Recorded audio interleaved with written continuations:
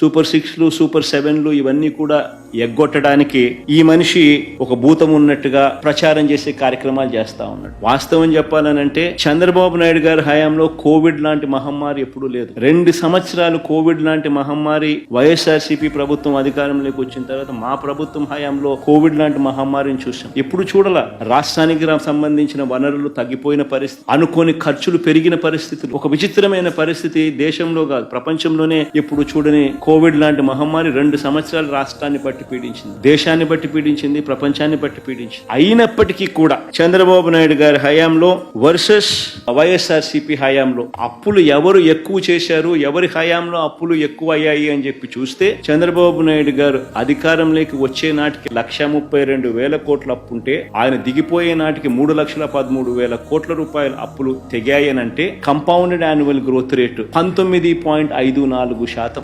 మా 5 సంవత్సరాల్లో 3,13,000 కోట్ల రూపాయల నుంచి 6,46,000 కోట్లకు మా హయాంలో అప్పులు పెరిగాయి అంటే కంపౌండెడ్ యాన్యువల్ గ్రోత్ రేట్ 15.61%. అంటే చంద్రబాబు నాయుడు గారి కంటే 4% అప్పులు తక్కువ మా హయాంలో జరిగినట్టుగా లెక్కలు క్లియర్ గా కనిపిస్తా ఉన్నాయి. అంటే ఎవరు ఆర్థిక విధ్వంసకారుడు అన్నదానికి ఇవన్నీ లెక్కలే సాక్ష్యం.